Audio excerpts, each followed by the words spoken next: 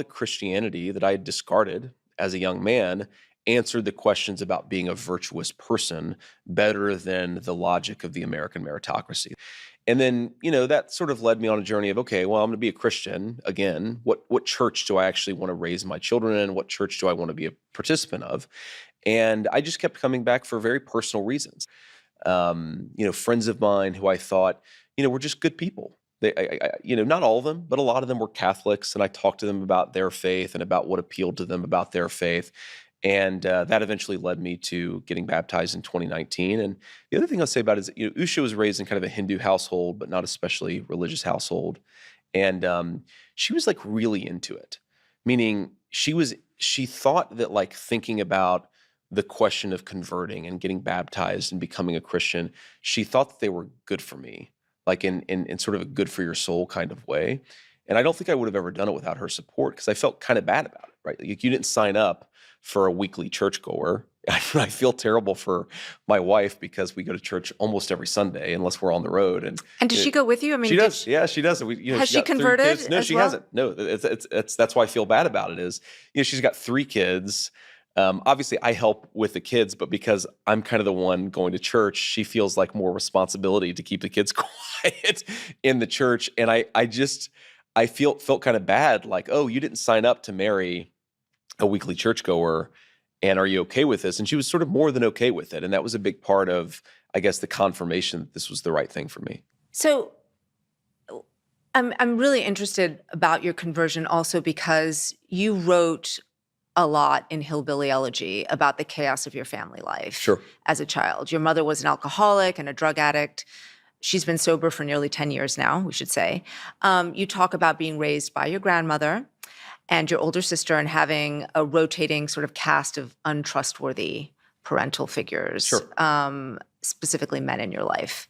How much of your draw to Catholicism do you think is related to the appeal of the strong family values, of the focus on the nuclear family?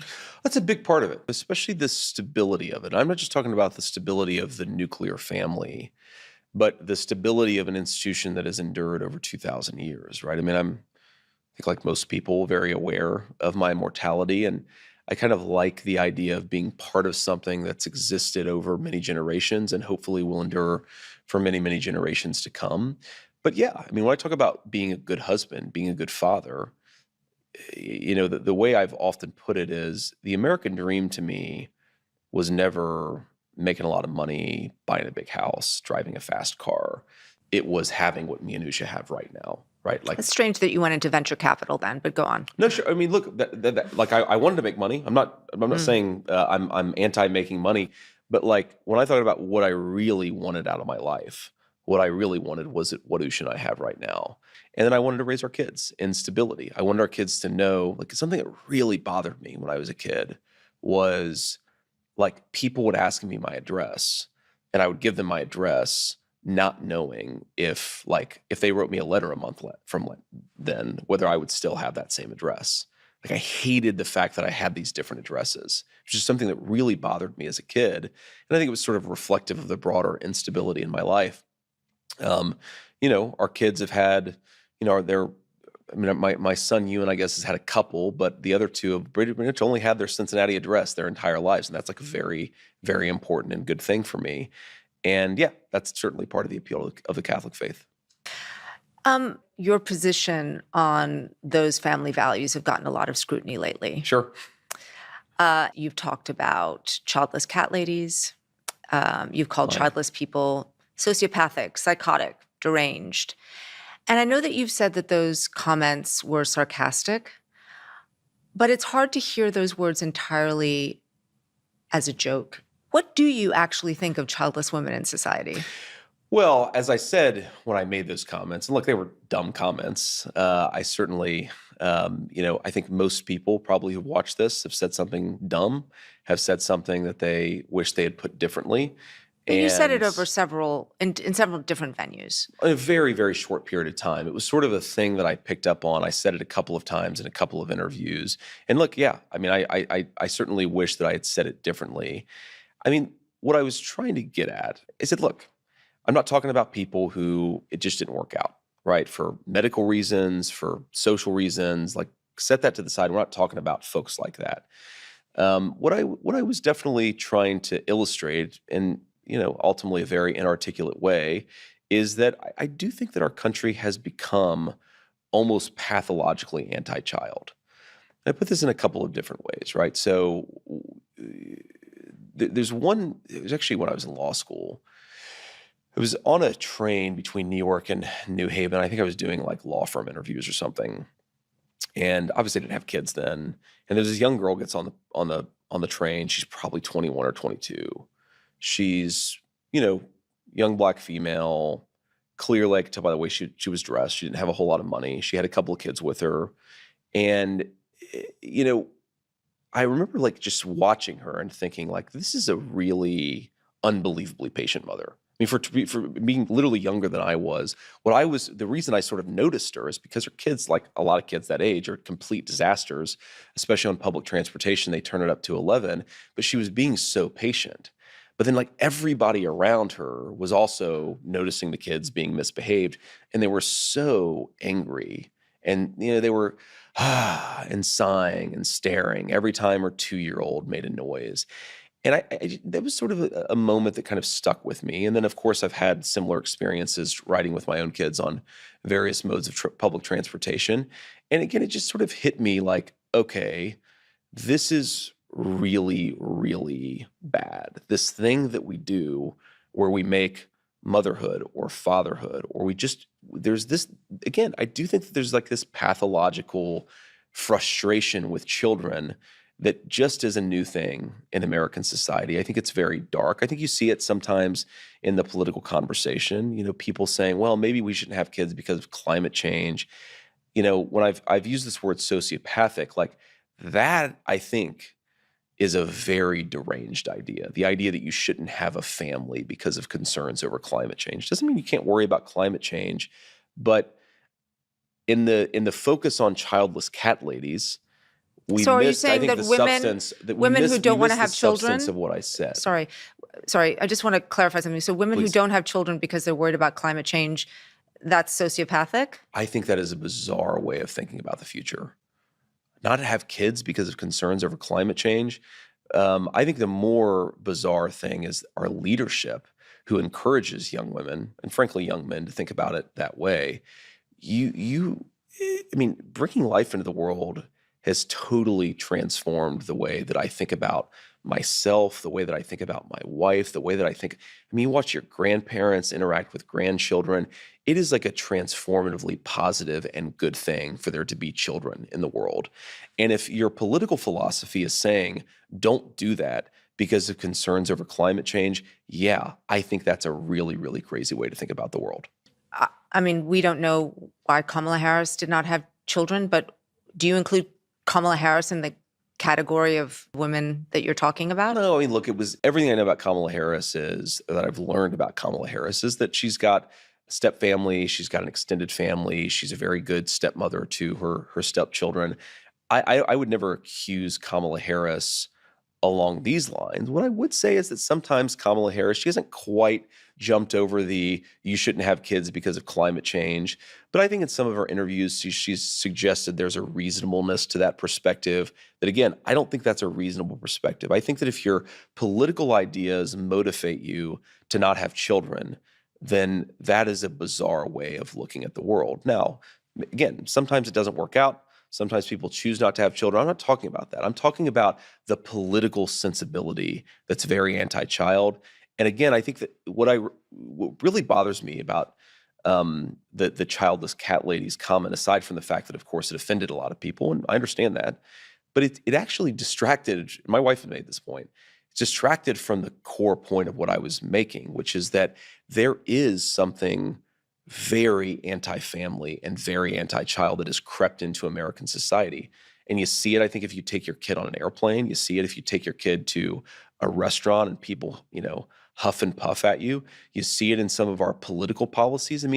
Go back to 2020, and I don't talk about this much because most Americans don't care about it. But when those of us who had children were really reacting to what I would call the COVID tyranny, but 3-year-olds being forced to wear masks and not even asking ourselves, well, okay, the main way that 3-year-olds pick up on language development is they see the nonverbal expression that comes along with it. Like, are we completely obliterating the language and social development of children? A lot of parents were thinking that. A lot of our elected leaders were not taking that parental perspective. And I think because of it, we responded to it in a disastrous way for our kids. Our education system, pretty much everybody will tell you that our public schools in particular, our kids fell behind in reading, they fell behind in mathematics, our toddlers fell behind when it comes to language development. We have become anti-family in this country. I believe that. I think the data is very clear about that. And yeah, I should have put this in a better way, but the point still remains. I want to talk about another big issue when it comes to women and families. And it has been hard to figure out what you and former President Trump would do when it comes to reproductive rights. Sure. Trump has said he believes abortion laws should be left up to the states. He sometimes supported a 6-week ban. Sometimes he's not supported a 6-week ban. He supports exceptions for rape and incest. You have previously come out in favor of federal restrictions in your campaign for the Senate, with no exceptions except to save the life of the mother. You said Trump wouldn't sign a national abortion ban, but then he said you, J.D. Vance, don't really know what he'll do. And in last week's debate, you did try to appear somewhat more moderate on the issue. It is all painting, I think, a very confusing picture. Well, I don't think it should paint a confusing picture. I mean, look, let me just be clear, of course, on abortion policy. President Trump's view is leave it to the states. His view is, he wants any state to have the 3 exceptions. He cares very, very much about that. And national policy should focus, as I said in the debate, on expanding the optionality. Because again, I knew a lot of young women who had abortions. Almost always it was motivated by this view that that was the only choice really available to them. That if they had had the baby, it would have destroyed their relationships, their family, their education, their career. And I think that we want to be pro-family in the fullest sense of the word. We want to promote more people choosing life. And I say this as a person who wants to encourage young women and young families to choose life. But I think that there has to be a balance here, a balance between states that are making their own abortion policies. Of course, California is going to have different policies from Georgia, as we've already seen. And then at the federal government, promoting and increasing the optionality, the choices available, which is going to make it easier for women to choose life in the first place. And look, you talk about being confused. I never came out for a national abortion ban, no restrictions. What I did, to be clear, in my Senate campaign is I endorsed the Lindsey Graham bill that had exceptions and that would have, after a threshold, I think it was 15 weeks, said with reasonable exceptions, after 15 weeks, that's a reasonable place to kind of draw the line. You said in a podcast, I'm just going to quote here, that you'd like abortion to be illegal nationally. That was on the podcast Very Fine People in 2022. And you've discussed the fact that people might be able to get abortions in other states. And you said you would need some federal response to prevent that from happening. I'm pretty sympathetic to that, actually. Well, what Trump has said and what we said on this campaign is states are going to make these choices. Now, yes, I said in a podcast, I mean, I don't have the podcast in front of me, but I'm sure that I said what you said I said. But that's just reflective of my view expressed in 2022 that I want to protect as much vulnerable life as possible. But we're in a different world than we were in 2022. Number one, of course, we now have this decision primarily thanks to the Supreme Court left to the states. I think that's where Donald Trump and I think it should be. But also, look, I've learned a little bit about this. And I talked about this in the debate. When the Supreme Court threw this back primarily to the states, what all Republicans should have learned is when you see people voting, sometimes even people who describe themselves as pro-life, voting for increased access to abortion, the conclusion that we should take from that is we've lost the trust of the American people. And, again, in 2023, I guess, we had a big referendum in the state of Ohio. I campaigned on one side the people of Ohio, not like a super right-wing state by any means, but, a center-right state, certainly the state of Ohio, voted 60-40 to go in the other direction and to implement, I think, a much more liberal abortion regime than certainly the people on the other side were campaigning for. Well, what do you take from that? Right? You can take the lesson that, we just didn't campaign hard enough. We didn't make the case hard enough. I don't think that's right. I think the proper thing to take from that is we have lost the trust of the American people. When we went out there and campaigned for our position, they instinctively mistrusted us, and we need to get trust back. What does that mean, though? I've heard you say that, but I don't understand what that means. I think it's by pursuing these pro-family policies. I think it's by making it easier. So it's not by moderating your position on abortion. Rather than trying to say that we're going to take options away from women, we want to make it easier for young women to choose life. But I think the way that you're going to do that in 2024 in the United States of America is to let the states determine their own abortion policy. Now, again, part of that is protecting the ability of the states to make these decisions. Kamala Harris wants to renationalize the abortion conversation, go in the exact opposite direction. President Trump are saying yes. President Trump and I are saying yes. Sometimes these issues are messy. Sometimes it's going to be a little unusual for, say, California to have a different abortion policy than Alabama, but democracy is sometimes messy. We want to preserve the right of the states to make these decisions. So you are okay with women traveling to another state to get an abortion? That is something that you would like to see preserved in this country? Okay. Yes or no? It's a pretty... Lulu, I'm saying I'm okay with the states making these decisions. Now, you talk about what I'm okay with. Do I think that the voters of California are going to enact a more liberal policy than I might like to see? Yes. In fact, I'm certainly I accept that as the reality of the state-level, state-focused regime that President Trump and I are encouraging people to take. Am I okay with it? I don't think that's the right way to look at it. I'm okay with the states making these decisions, even if they make decisions that J.D. Vance or Donald Trump might not make. I want to move on to immigration. Sure. It's another place where you have had a bit of a conversion. You wrote a piece in 2012 while you were still at Yale criticizing the GOP's immigration positions. And in it you said, and I'm quoting here, think about it, we conservatives rightly mistrust the government to efficiently administer business loans and regulate our food supply, yet we allegedly believe that it can deport millions of unregistered aliens. The notion fails to pass the laugh test. What changed?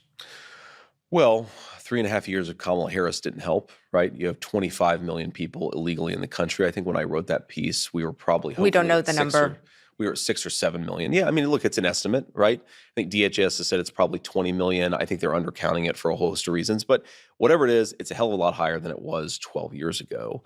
And I think that what we've learned is that unless you're serious about deportations, you are never going to meaningfully enforce the border. It's just too easy to come here, right? So you need two things, fundamentally. You need, whether it's physical or technological, ideally both, you need some sort of physical barrier, a wall, to make it harder for people to come here illegally in the first place.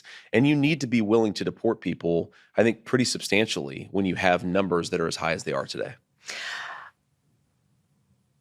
How long do you think it would take to deport 20 million people? Because President Trump has promised to deport as many people, undocumented people in this country as there are. So what does that timeline look like for you? Well, I don't think you even have to deport every single one of them, because a lot of them will actually leave the country willingly if you make it harder for them to work, right? So I think that you have to combine, and again, President Trump and I really think this is necessary.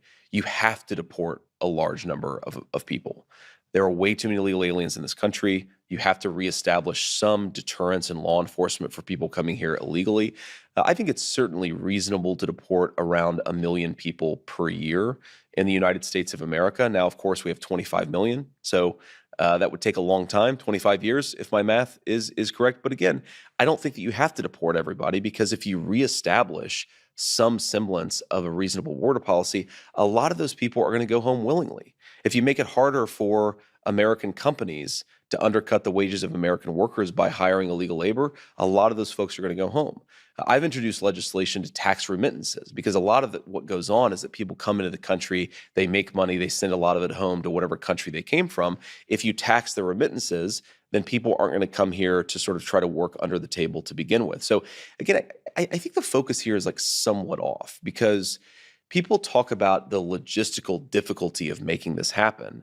Well, again, we have had large-scale deportation efforts in the United States. I mean, look, Barack Obama, to his great credit, deported a hell of a lot more people than Kamala Harris has. So you can deport people in this country who are here legally. You just have to have the political willpower to do it. But if you don't do this, Lulu, I mean, what are you're basically saying the United States doesn't have meaningful border policy.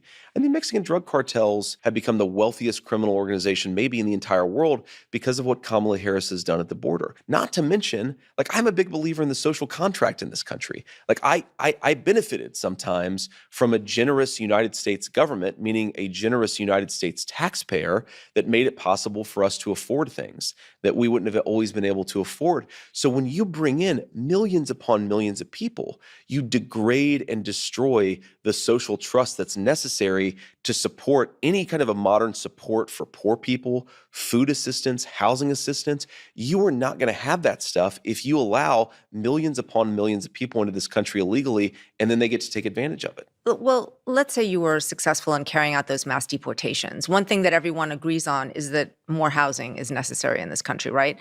The reason that there is a housing crisis is that not enough houses have been built. And that we have 25 million people who shouldn't be here. Well, I mean, this is the thing. I think it's both. I know you do. I don't think that many people who look into this agree with you, but about a third of the construction workforce in this country is Hispanic. Of those, a large portion are undocumented. So how do you propose to build all the housing necessary that we need in this country by removing all the people who are working in construction?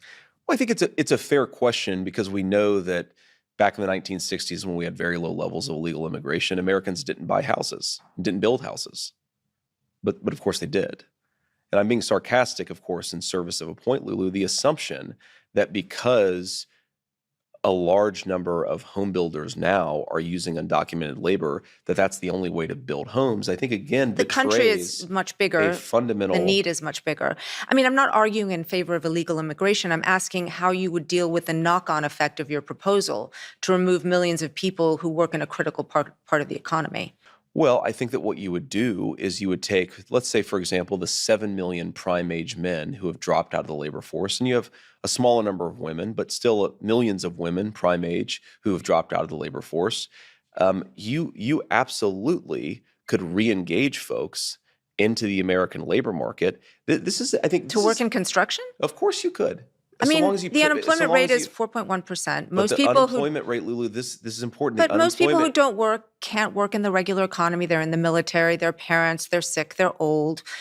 They might not want to work in construction. The unemployment rate does not count labor force participation dropouts. And again, this is one of the really deranged things that I think illegal immigration does to our society is it gets us in a mindset of saying we can only build houses with illegal immigrants when we have 7 million, just men, not even women, just men who have completely dropped out of the labor force. People say, well, Americans won't do those jobs. Americans won't do those jobs for below the table wages. They won't do those jobs for non-living wages. But people will do those jobs. They will just do those jobs at certain wages. And think about this from the perspective of an American company, okay? I want them to go searching in their own country for their own citizens. Sometimes people who may be struggling with addiction or trauma, get them re-engaged in American society. We cannot have an entire American business community that is giving up on American workers and then importing millions of illegal laborers. That is what we have thanks to Kamala Harris's border policies. I think it's one of the biggest drivers of inequality. It's one of the biggest reasons why we have millions of people who have dropped out of the labor force. Why try to re-engage an American citizen in a good job if you can just import somebody from Central America who's going to work under the table for poverty wages? It is a disgrace, and it has led to the evisceration of the American middle class. So this brings us to another point, because the way that you discuss immigrants has gotten a lot of scrutiny. The Springfield situation in particular, where you talked about the Haitian immigrant community, which we should say they are legally here and allowed to work. And you spread a rumor or helped spread a rumor that they were eating pets, which turned out to be completely false. Off the back of that, there has been an enormous amount of hate, turmoil in that community, bomb threats, kids not being able to go to school. Was the trade-off worth it to you? Well, there's a lot there that I want to respond to, but I want to pick up on the overall attitude, because when we talk about, of course, we can have a conversation. I think we've had a nice, respectful conversation here, but sometimes you can feel happy about the direction of this country, happy about its people, and very frustrated with American leaders. This issue, more than any other, makes me extraordinarily frustrated at American leaders, because American leaders who are talking about Haitian immigrants who have no right to be in this country, and we'll get to that in a second, they talk with such compassion about what's happened to the schools, about what people have been unable to do.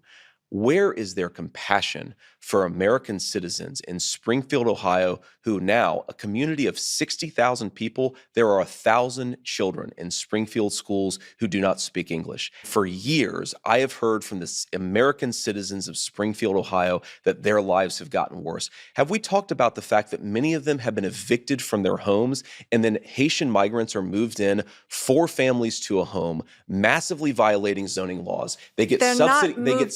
They get subsidies. They have been attracted there because they're working. They've been attracted there to violate zoning laws, Lulu. They're subsidized by the local authorities, by the federal authorities, by your tax dollars. So now 4 families are living in a home. It's a Republican-run city and a Republican-run state. Your state. 4 families are living, I'm talking about federal authorities, federal housing right now. 4 families are living in a home. They are paying way more for rent than an American citizen in Springfield can pay. So the American citizens have been evicted from their homes. They are finding housing unaffordable. They are waiting longer at hospitals. Their children are going to schools that are stressed because there are too many kids there who don't even speak the native language. I am so much more concerned by the American citizens of Springfield, Ohio, and I think that it is disgraceful that American leaders pretend that they care about these migrants more than they care about the people that they took an oath of office to actually look after. And when you say that these Haitian migrants in Springfield are legal, what you're doing is, I think, making an intentional bait and switch, because what most people think when they say legal resident, they think about somebody who comes to America, they get a green card, they come through the proper channels, they wait 10 years. There's many ways to come to America. Citizenship. But what happened, it's not just TPS, it's mass parole, which, by the way, has been challenged in court and is likely illegal. Kamala Harris has facilitated a massive amount of migration into American communities, and it is my job as a United States Senator, and hopefully as the next Vice President, to look after the people who are affected when you flood their community with millions, the national community I'm talking about, with millions upon millions of people who shouldn't be here. That is our responsibility. And I really don't understand the perspective of an American leadership class that seems to have so much compassion. And look, the 20,000 And those are Haitians Republicans too. I mean, Mike Springfield. DeWine came out and criticized you, the governor of your home state. I'm not talking about Mike DeWine right now. By the way, he endorsed us. But I'm talking about, okay, you got 20,000 Haitian migrants. A lot of them, I'd say most of them, are probably very, very good people. But my compassion and my focus and my efforts as a political leader in this country, it is not for people, however good they might be, who don't have the legal right to be in this country. It's for American citizens. Last few questions. In the debate, you were asked to clarify if you believe Trump lost the 2020 election. Do you believe he lost the 2020 election? I think that Donald Trump and I have both raised a number of issues with the 2020 election, but we're focused on the future. I think there's an obsession here with focusing on 2020. I'm much more worried about what happened after 2020, which is a wide open border, groceries that are unaffordable. And look, Senator, Lulu, yes or no? Okay. Did Donald Trump lose the 2020 election? Let me ask you a question. Is it okay that big technology companies censored the Hunter Biden laptop story, which independent analysis have said cost Donald Trump millions of votes? Senator Vance, I'm going to ask you again. Did Donald Trump lose the 2020 election? Did big technology companies censor a story that independent studies have suggested would have cost Trump millions of votes? Senator I think that's Vance, the question. I'm going to ask you again, did Donald Trump lose the 2020 election? And I've answered election? your question with another question. You answer my question and I'll answer yours. I have asked this question repeatedly. It is something that is very important for the American people to know. There is no proof, legal or otherwise, that Donald Trump did not lose the 2020 election. You're repeating a slogan rather than engaging with what I'm saying, which is that when our own technology firms engage in industrial scale censorship, by the way, backed up by the federal government, in a way that independent studies suggest affect the votes, I'm worried about Americans who feel like there were problems in 2020. I'm not worried about this slogan that people throw. Well, every court case went this way. I'm talking about something very discrete. A problem of censorship in this country that I do think affected things in 2020, and more importantly, that led to Kamala Harris's governance, which has screwed this country up in a big way. Senator, would you have certified the election in 2020? Yes or no? I've said that I would have voted against certification because of the concern that I just raised. I think that when you have technology companies— The answer is no. When you have technology companies censoring Americans at a mass scale in a way that, again, independent studies have suggested affect the vote, I think that it's right to protest against that, to criticize that, and that's a totally reasonable thing. So the answer is no. And the last question, will you support the election results this time and commit to a peaceful transfer of power? Well, first of all, of course we commit to a peaceful transfer of power. We are going to have a peaceful transfer of power. I, of course, believe that peaceful transfer of power is going to make Donald Trump the next president of the United States. But if there are problems, of course, in the same way that Democrats protested in 2004 and Donald Trump raised issues in 2020, we're going to make sure that this election counts, that every legal ballot is counted. We've filed almost 100 lawsuits at the RNC to try to ensure that every legal ballot has counted. I think you would maybe criticize that. We see that as an important effort to ensure election integrity, but certainly we're going to respect the results in 2024, and I feel very confident they're going to make Donald Trump the next president. Senator Vance, thank you so much. Thank you. That was my interview with Senator J.D. Vance. After our conversation, we checked with the Department of Homeland Security on the immigration numbers he cited. DHS says there were 11 million undocumented immigrants in the U.S. in 2022, which is the most recent official estimate. There was an increase of illegal migration after 2022, but there are no official numbers yet. We also asked Senator Vance's campaign for credible sourcing for his claims about Haitian migrants and zoning law violations in Springfield, Ohio. It did not provide any. And an additional note, Senator Vance's comments about the police were made in the context of a conversation about body cameras in the wake of the killing of Michael Brown by a police officer in 2014. This we know, the cornerstone is Christ alone, our hope now forever.